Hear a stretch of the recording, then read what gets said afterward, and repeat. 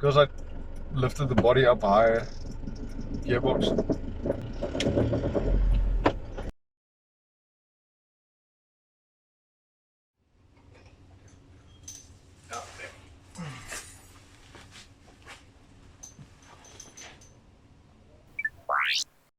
Hi guys, welcome to the video. I hope you enjoyed that little intro I made to look like the old PlayStation Ratchet and Clank games that I enjoyed playing so much as a kid, which has absolutely nothing to do with this video.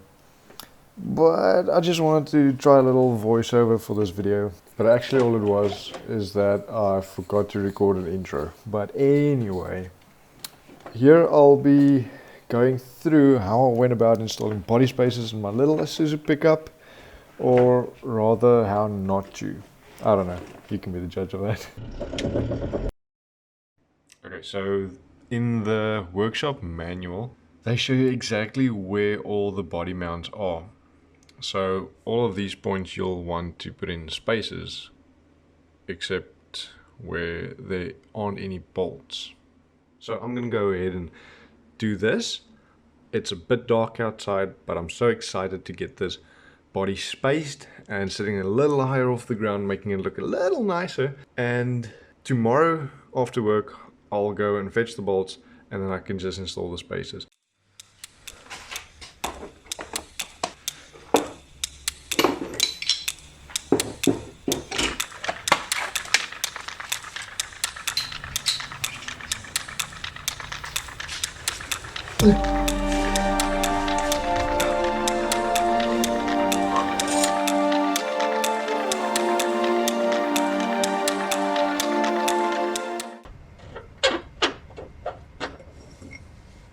Okay, and there's the middle section bolt, or one of them. So now I'll just measure this. Just get my vernier, and we don't know how far this one threaded, so I'll just measure from the start of the thread to the end of the bolt. Ends. Okay, what would that be? It's 133 millimeters. So to be safe, we would go 183 millimeters. That does look like a substantial length bolt. As long. So now we can actually put this one back, because it is a important bolt. Okay, now you would need to put a torque wrench on that. There are torque specs in your workshop manual. For now I'm just going to tighten this bolt. Tomorrow I'll get some new bolts and tighten them to the correct torque spec.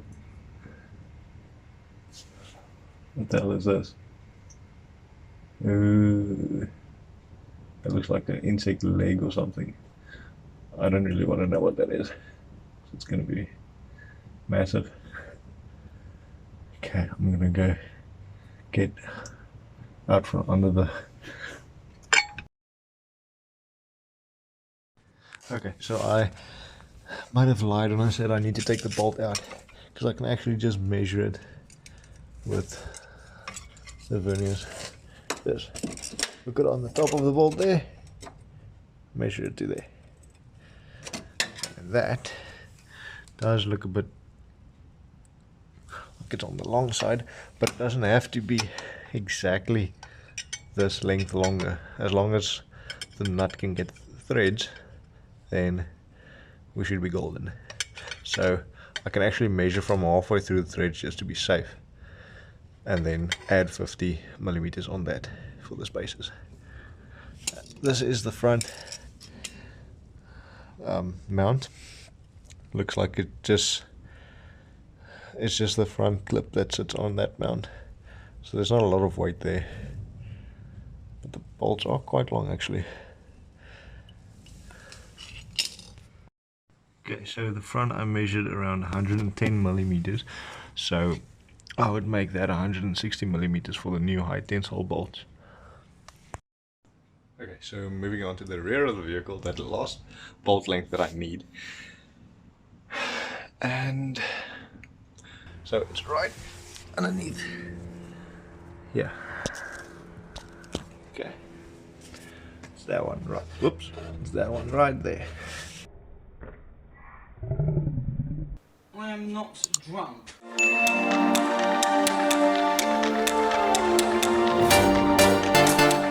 This actually does look like the same length bolt. Interesting. Let's measure to make sure.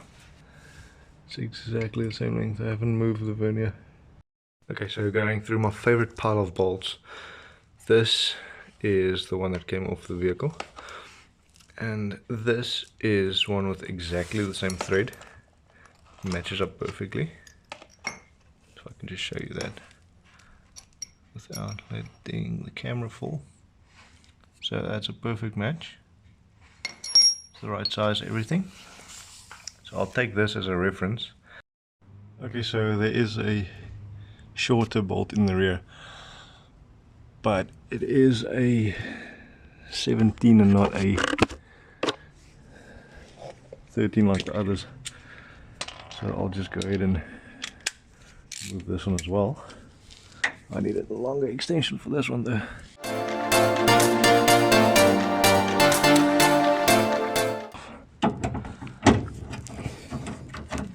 There's a lot of dirt coming out. Ah, got the bolt free at least. Okay, now I'll just measure this. Why am I so tired? I need to go to the gym again next month hopefully. Ow! What am I lying on my keys? Okay, so I actually ended up leaving this one out that holds the load bin in because I don't have one exactly the same thread in my little pile of bolts. Okay, so it's the next day and I've got all the bolts that I need for the body spacers, and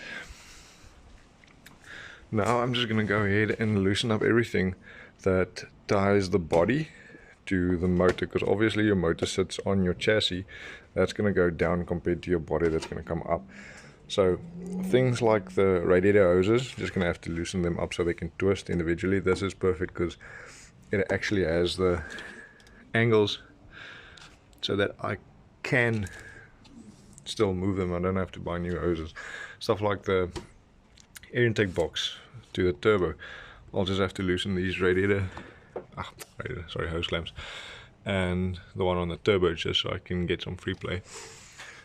As for the steering rack, this actually has a pod that slides in and out. It's like a shaft, spline shaft I guess, and you can actually see it does extend. So that's perfect. Okay, so there's one thing I didn't think of, and it's the viscous fan. So obviously that's attached to the motor via the clutch, and it has to sit in the shroud for the radiator, so I can't just have the radiator sit in the same place and drop the fan, and motor 50mm is going to interfere with the shroud. So I'll have to make a plan with these brackets here on the side that the radiator actually bolts onto to drop the whole radiator 50mm down with the motor. So I'll just have to make some adaptive brackets for this, and hopefully everything's going to work out fine.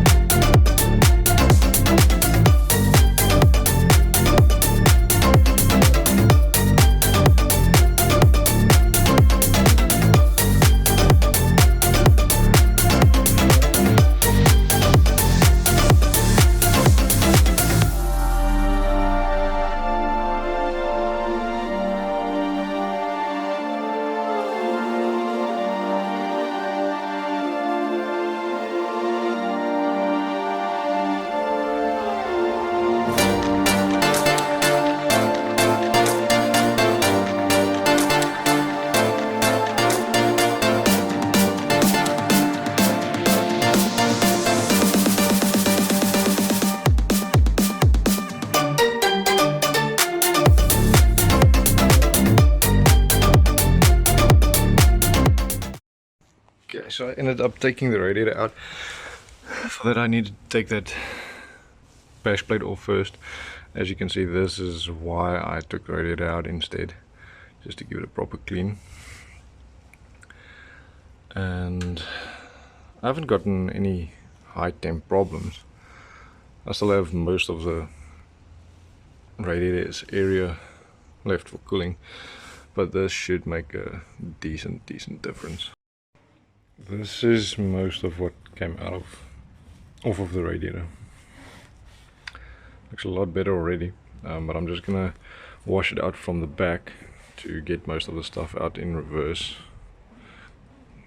Just trying to get all the dry stuff out as much as I can, so I don't make it stick on even more, make it even more difficult to get off. Okay, so I didn't know this, and it's quite cool. So the fan shroud actually has this bottom part that you can take off, so that you don't have to struggle around the fan if you want to take the shroud out for some reason and not take your radiator out first. Okay, so this is one of the brackets that hold the radiator in, and they've got these rubber mounts. So what I want to do is, seeing as this sits on a bracket that the body bolts onto, not the frame, the chassis, so I want to move this down 50 millimeters so the radiator can sit with the fan shroud, instead of making modifications to the shroud or mountings in the vehicle itself, or changing too much that I can't go back to factory spec. So I need to find a way to mount this rubber here 50 millimeters from this point to this point. And how I'm going to do that is drill a hole straight through this. This is already hollow, this little part that the rubber sat on. I'm just going to drill a hole through here. This is the front body mount bolt. So I'm just going to basically put this straight through and bolt it onto here. And then this I'll have to do in the vehicle. I'll have to slide it through the mount in the body itself and then tighten a nut onto this. And then basically to space this, I'm just going to cut a 50mm piece off here. It's actually going to be 45, since this thickness here is going to be, or is 5. So I'm going to make this 45, trim some stuff away here so this can sit flush and nice and tight. This I'm going to cut off the hacksaw, and then this rubber can actually slide over this, which is the perfect diameter pipe. Nice.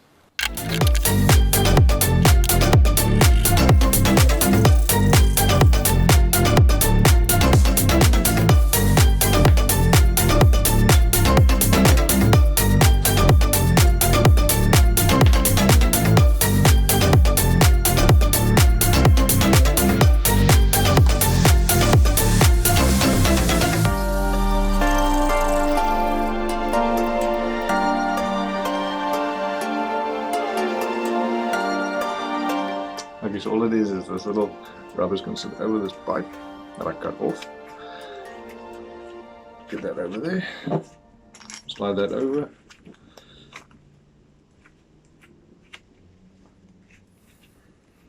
Get that to seat properly. So this will sit nice and flush.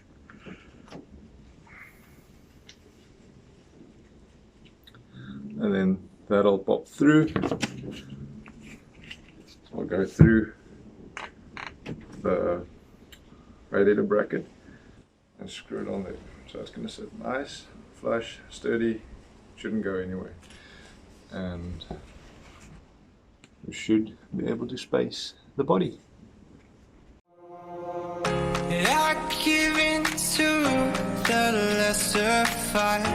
My body aches to be satisfied.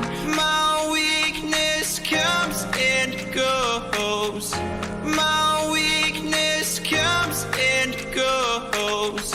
I'm reaching out for the easy high. Please, for the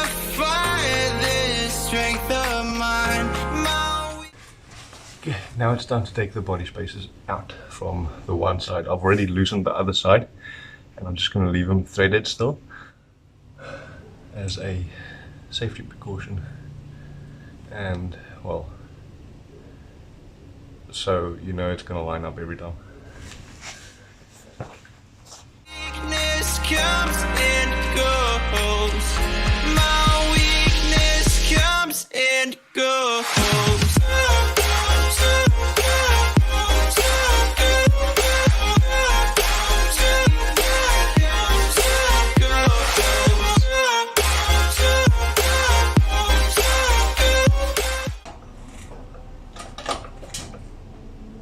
Interesting. Spaces desperate. Okay, so here are the spaces. I've already painted them satin black. Don't know if I've mentioned that. Just so it can look nice and stealthy instead of having this silver finish that the aluminium gives.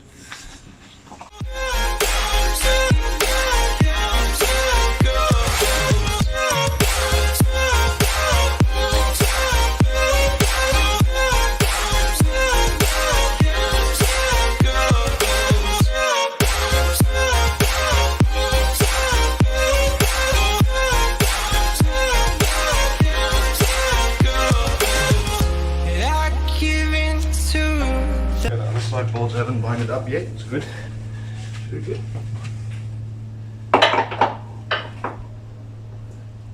Okay, now we're getting there.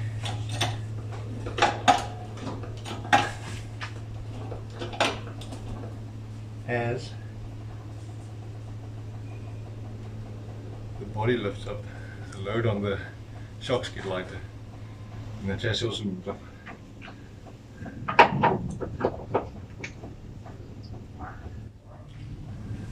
But there's our first one in. Okay, I've got the longer bolts here with some washers. My body aches to be satisfied. My weakness comes and goes. Just gonna put some thread lock on those threads before I screw them all the way in. My weakness comes and goes. I'm reaching out for the easy high. Please fortify this strength of mine. My weakness comes and goes. Okay, so the front, I'm gonna do a little bit differently, where the bolt goes through the top and the nut screws on the bottom.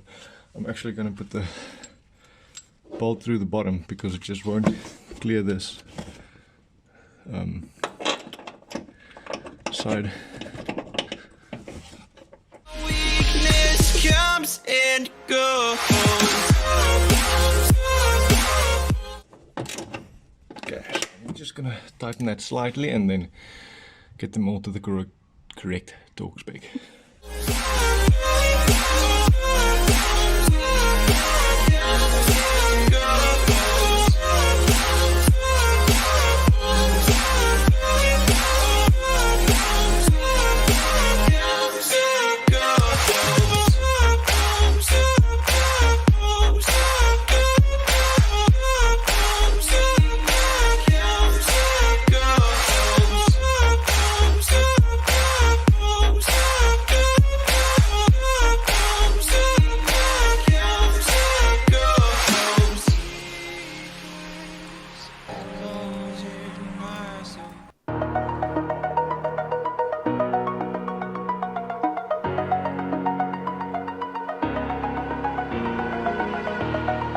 Over the edge, feel like I'm floating through the air.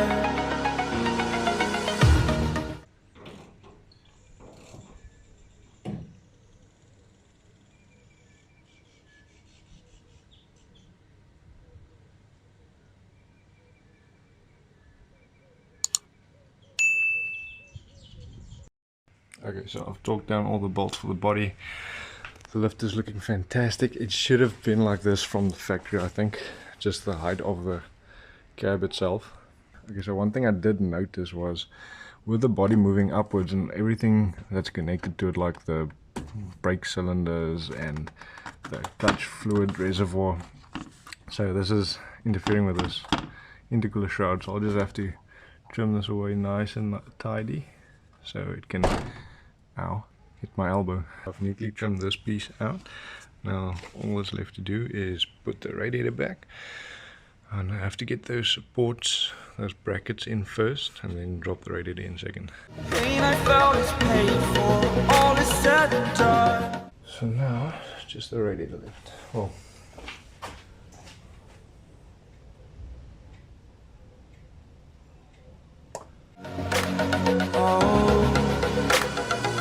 I am restricted, fixed upon the web. I need to kick the habit that my mind is breathing in. what on earth am I gonna do with this one? See, the radiator should actually still seal against the top of the condenser. How about that? Nice bracket is in. Terrific. Fantastic. Beautiful. Now, just one more to go. God, I've got to see. Spent all my life holding all of it closely. I played it innocent, a feel of discontent. I'm finally facing it all, fearless.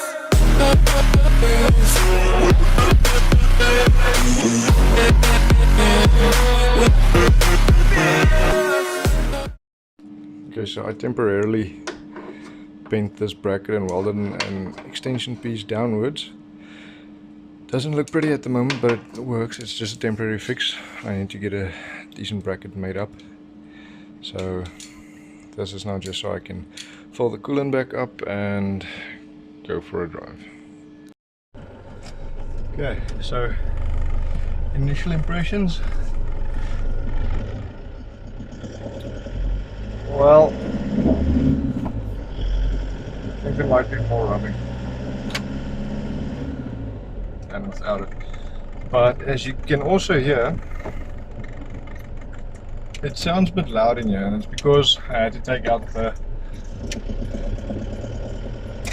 boot that seals the gearbox noise and the road debris and everything from the interior. There's one thing I did not think about, is if you lift the body and your gear lever's at an angle already, lifting the body higher from the gearbox is going to, wow, why is it so vibrating so much? So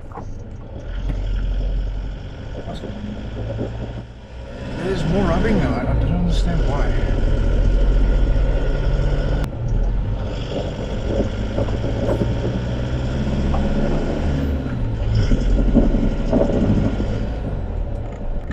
Trying to figure out why it's making that vibration. It shouldn't be rubbing, it shouldn't. Not on acceleration.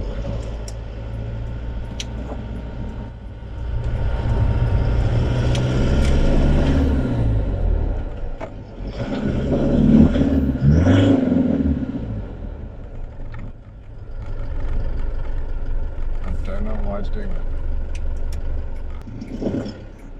It's doing it when I'm accelerating, regardless of steering angle. So I wonder what that could be. So as I was saying, because I lifted the body up higher, gearbox,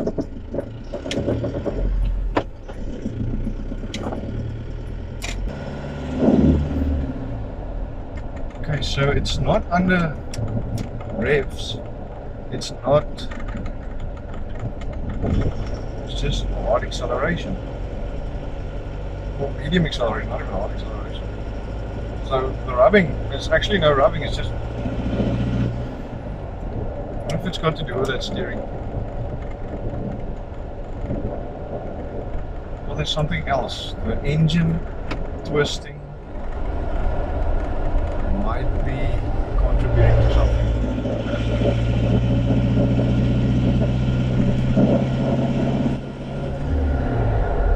the motor might be touching something on the body, or something attached to the motor might be touching something attached to the body. Okay, so what I think was hitting was the turbo heat shield against the steering arm. So I'll actually just try and bend that plate out the way. Okay, so it's another day and a bit more work, because I didn't think of the gear lever being in a position where I can't shift gears anymore because of the body lift. So what's happening now is, because it's in an angle and I've lifted the body away from the gearbox further, second, fourth and reverse now doesn't want to engage with the standard boot on, that boot that keeps all the noise and road debris out the vehicle. So I loosened that and just drove without the center console basically. Yeah, it was noisy. Let me show you. I already took the center console apart and everything. So what was happening is the gearbox is dropped down, gear levers slanted, and now when you want to go to shift fourth, it hits the body. So that's not good. So I'm just taking this apart. I'm actually gonna cut it right off here and then weld it on further or at a different angle so that it can be in the same place as standard. Okay, so all I did was I notched this piece out, so when I bend it inwards, I'll just check the angle, chamfer it, and give it a decent weld, and then we should be clear.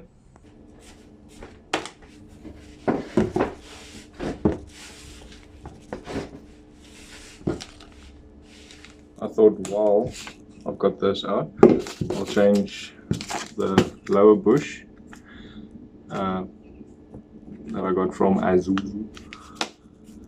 So here's the old one. This I'm just going to clean up, because according to them you can't buy the separate, you have to buy the whole gear lever to get this included, which is stupid. Anyway, so I bought the lower one, which is knackered anyway. So let me just clean all this up so I can put new grease in.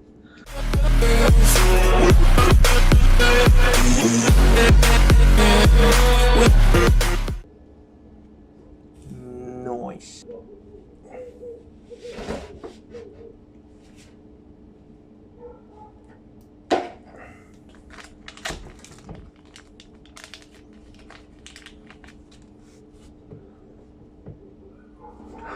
Ooh, smells nice.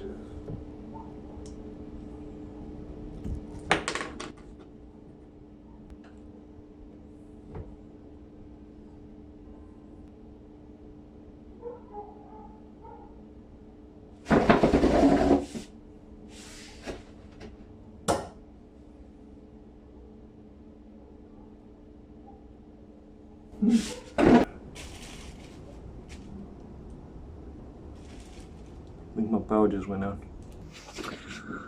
Well, and if it's not right, we cut it and weld it again. Fearless.